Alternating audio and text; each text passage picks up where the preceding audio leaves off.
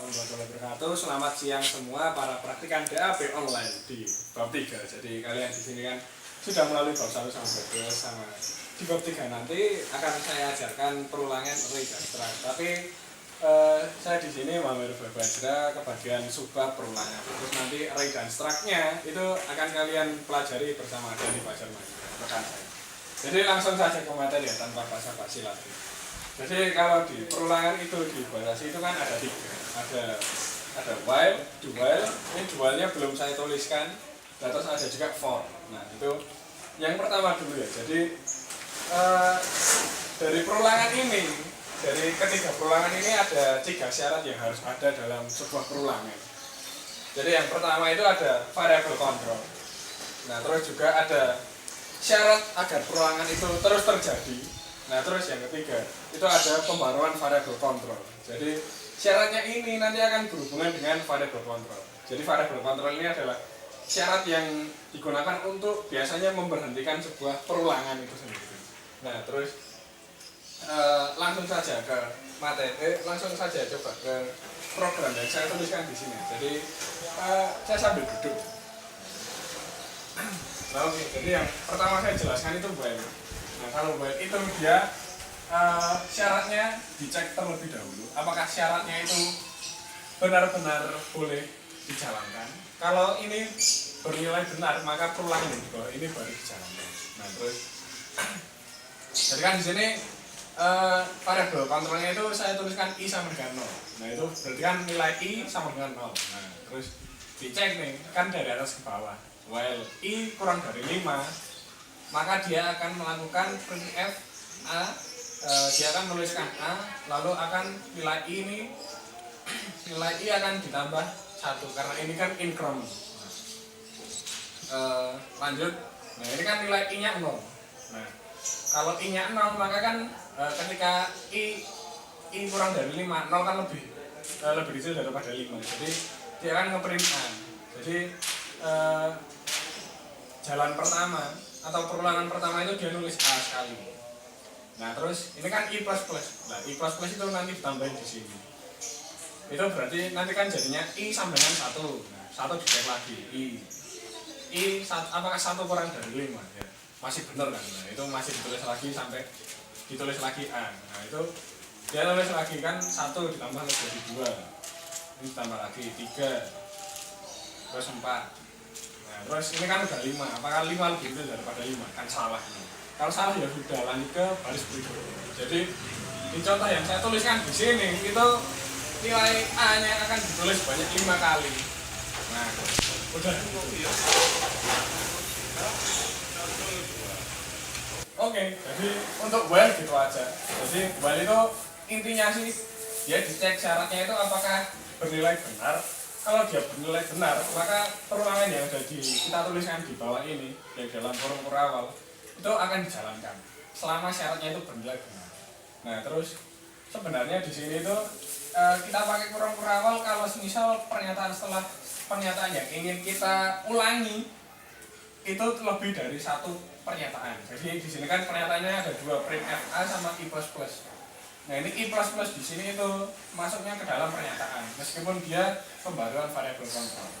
Nah itu nanti yang membedakan while sama for di sini. Nah, oke, while gitu aja. Jadi lanjut ke do while. Jadi do while ini kurang lebih kebalikannya sama while. Kalau while tadi kan dia mengecek apakah syaratnya ini bernilai benar atau tidak. Jadi kalau do while ini sebaliknya. Jadi kalau do while ini dia menjalankan syaratnya, menjalankan perulangan terlebih dahulu, baru dia mengecek apakah nilainya itu benar atau salah. Jadi sintaksnya kayak gini. Do while.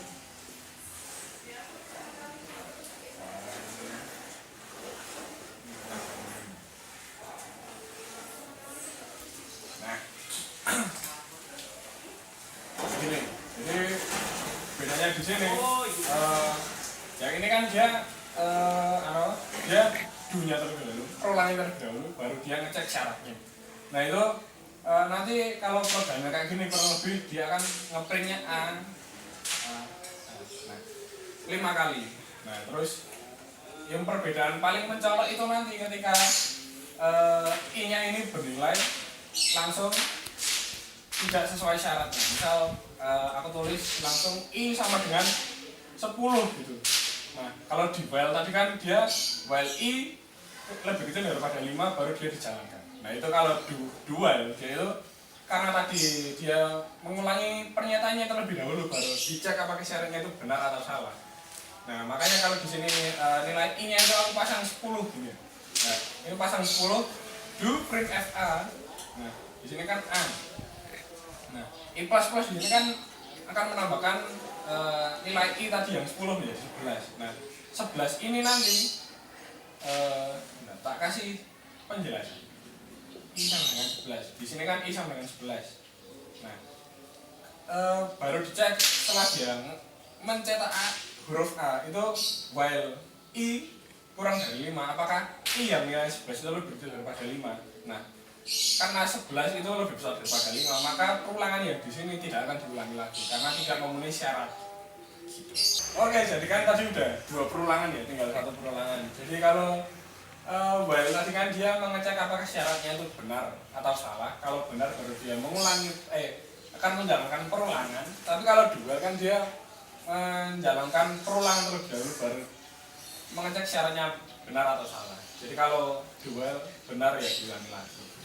Nah, terus perulangan ya ketiga ini for. Jadi for ini kurang lebih sama kayak while, tapi dia penulisannya secara pengalaman pribadi saya itu lebih rapi karena tadi kan kalau while seperti ini ya.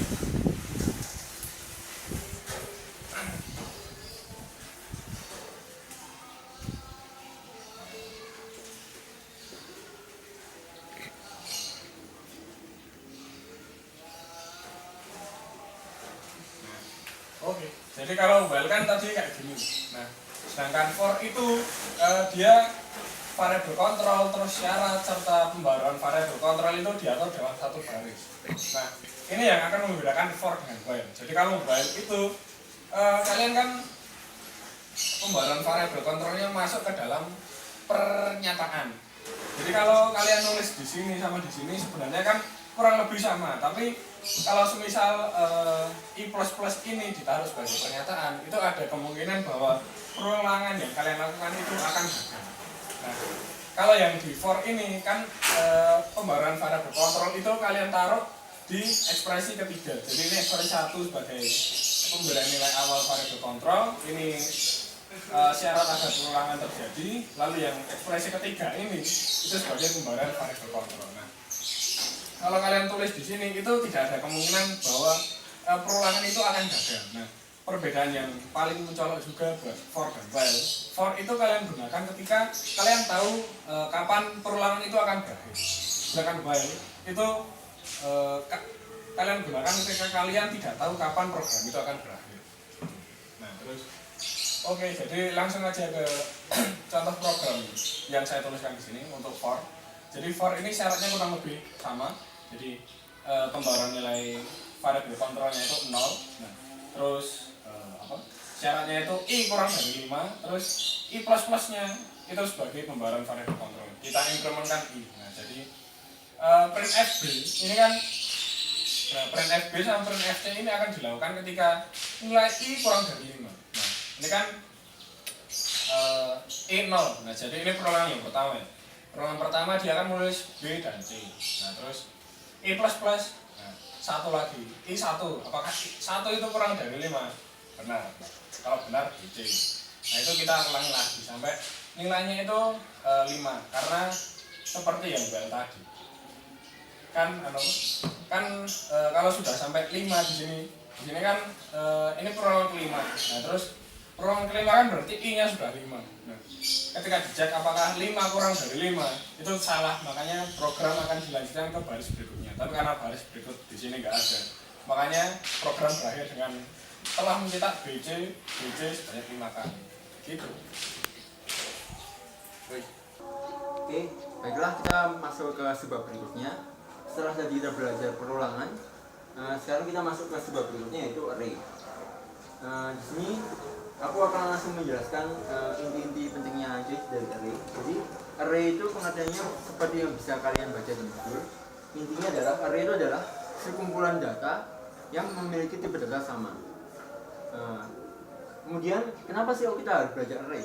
Karena array itu memiliki kelebihan daripada variabel biasa.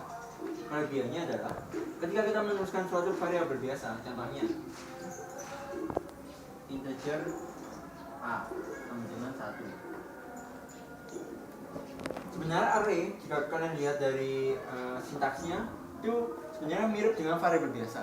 Bedanya pada variabel biasa kita hanya bisa memberikan satu nilai pada satu variabel. Sementara kelebihan dari array kita bisa memasukkan beberapa nilai pada satu array.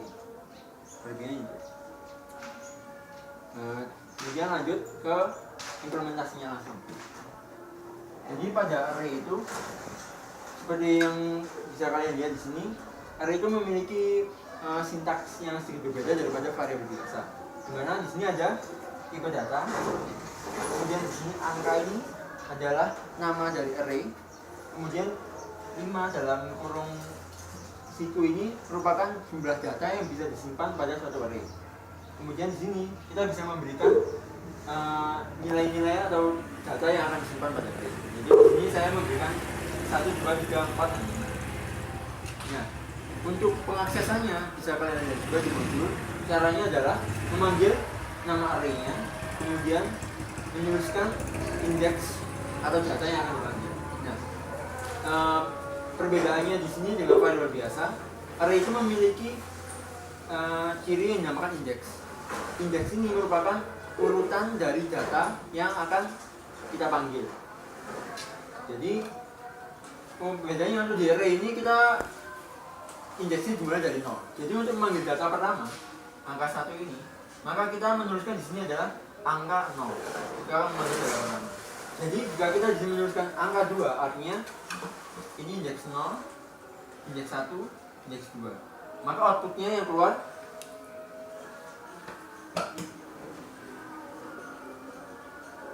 menjadi 3. Kurang lebih seperti itu.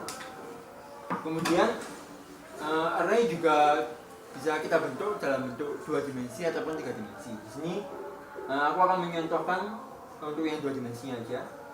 Bisa kalian lihat di bawah ini. Jadi ini adalah integer tipe data sama seperti yang sebelumnya. Kemudian 2D ini sebagai nama dari array-nya, dan karena ini 2 dimensi maka kita memiliki 2 elemen. Jadi di sini 2 dan 3. Apa maksudnya? 2 di sini sebagai jika dalam matriks itu sebagai baris, kemudian di sini 3 ini sebagai kolom. Misalnya, ini datanya isinya seperti ini. 1, 2, 3, 4, 5 yang terpisah oleh elemen yang berbeda.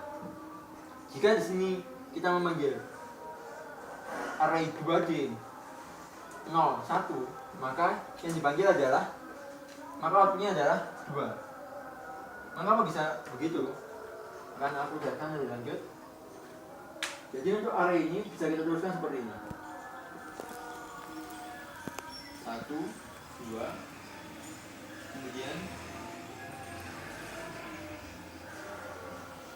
3, 4, 5. Jadi kita manggil array 2D 0, 1, maka baris yang diakses adalah baris pertama,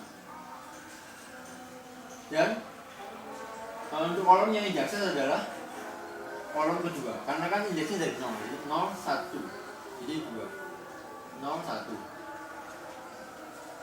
sehingga outputnya adalah angka 2.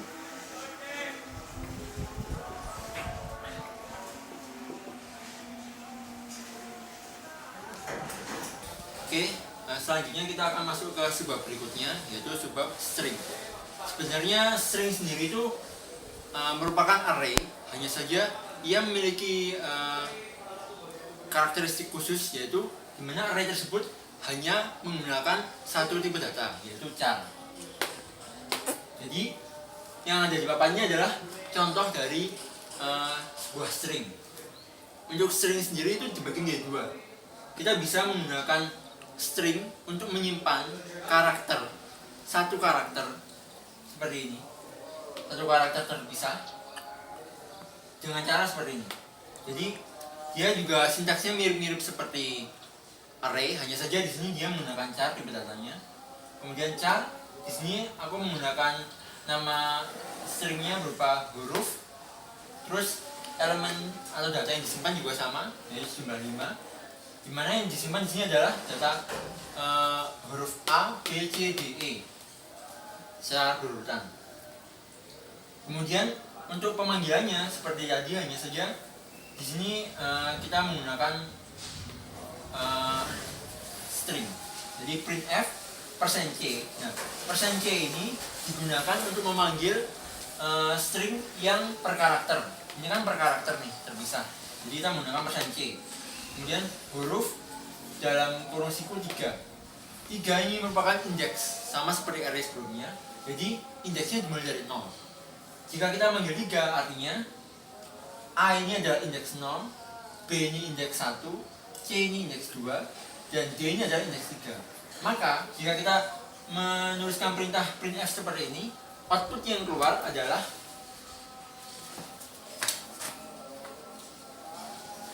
karakter B seperti ini.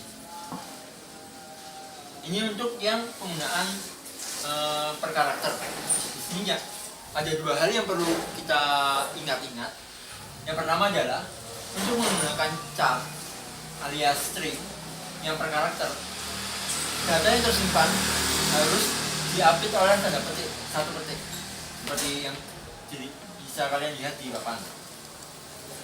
Kemudian untuk pemanggilannya pun kita menggunakan %c karena char kan karakter juga, jadinya kita di sini memanggilnya menggunakan %c. Lanjut ke yang berikutnya. Yang berikutnya adalah jenis string yang kedua, yaitu berupa kata. Jadi selain bisa menyimpan banyak data berupa karakter, di string kita juga bisa menyimpan satu kata penuh. Seperti yang bisa kalian lihat di papan. Di sini aku menuliskan char kata. Kata itu adalah nama stringnya. Kemudian di sini ada ciri dari array itu sendiri atau string itu sendiri, yaitu berupa kurung siku tapi kosong, tidak berisi. Kemudian sama dengan varco. Dan di sini adalah satu kesatuan kata utuh yang terdiri dari huruf V, A, R, C, dan O. Kemudian untuk memanggil string tersebut kita bisa menggunakan printf seperti ini. Printf di sini kita menggunakan %s string karena kita memanggil satu kata utuh. Kemudian di petik itu punya koma, kata, kurung siku, sama seperti nama dari string itu tersebut. Jadi ketika kita menuliskan seperti ini, maka yang keluar di layar monitor akan seperti ini.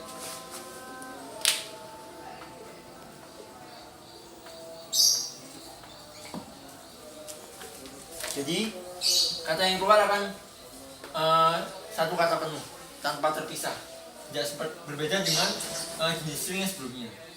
Jadi untuk jenis string yang kedua ini ada beberapa hal juga yang perlu kita perhatikan perbedaannya antara string jenis pertama dan jenis kedua. Di jenis yang pertama kita masih menggunakan jumlah data, sementara di string jenis kedua di mana kita menggunakan satu kata penuh, itu kita tidak perlu menggunakan jumlah data karena yang bisa disimpan jelas hanya satu kata sepanjang apapun itu katanya. Kemudian yang kedua adalah di sini pada string jenis pertama kita menggunakan tanda petik satu untuk mengapit data yang kita simpan, sementara di string jenis kedua kita mengapit satu kata penuh ini dengan tanda petik 2. Itu perbedaannya, bisa dilihat sendiri. Kemudian yang terakhir perbedaannya adalah penggunaan ini. Kalau di string jenis pertama kita menggunakan %c, di string jenis kedua kita menggunakan %s karena kita memanggil satu kata penuh. Kurang lebih seperti itu untuk penjelasan dari materi string. Lanjut ke sebab terakhir dari bab 3, yaitu struct. Bisa kalian lihat sendiri di modul sebenarnya. Jadi struct itu perumpamaannya adalah sebuah lemari. Struct itu adalah tempat untuk mengumpulkan berbagai informasi dengan tipe data yang berbeda. Jadi perbedaannya dengan array, kalau array kita bisa mengumpulkan banyak data yang bertipe data sama, sementara kalau di struct kita bisa mengumpulkan banyak data yang bertipe data tidak sama, berbeda.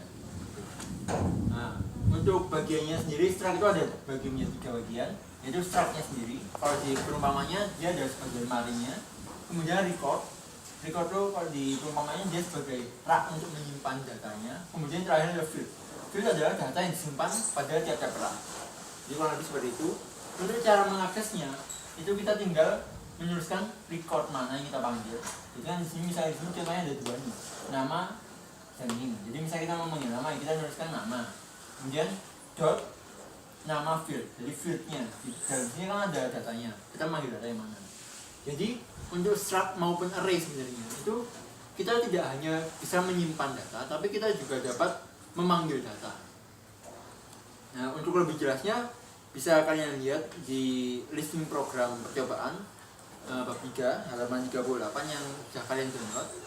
Jadi di contoh program itu kita bisa mengetahui lebih jelasnya bagaimana sintaks penulisan dari struct itu sendiri. Nah, untuk halaman 38 bisa kalian lihat di bagian paling atas sendiri, di bawahnya include itu ada struct. Nah, di situ bisa kalian analisa sendiri mana yang menjadi struct. Kemudian pada dalam kurung kurawal itu merupakan fieldnya. Kemudian setelah kurung kurawal itu ada nama dari recordnya. Ya, kurang lebih seperti itu. Jadi kelebihan struct sendiri dari array tadi itu adalah kita bisa menyimpan data dengan berbagai tipe data. Jadi kita tidak tergantung dengan tipe data yang sama saja. Untuk lebih lanjutnya bisa kalian coba sendiri menggunakan listing program yang telah disediakan untuk dicoba-coba apakah perbedaan antara penggunaan struct dan penggunaan array. Baiklah, cukup sekian penjelasan mengenai bab 3. Saya mohon maaf jika ada kekurangan atau penjelasan yang kurang jelas. Jika memang nanti ada yang perlu ditanyakan, bisa menghubungi Astrep yang mengajar. Di sini untuk bab 3 ada aku dan Fajar Mahendra dan ada Mahameru Bayu Bajra. Ya, sekian, terima kasih. Wassalamualaikum warahmatullahi wabarakatuh.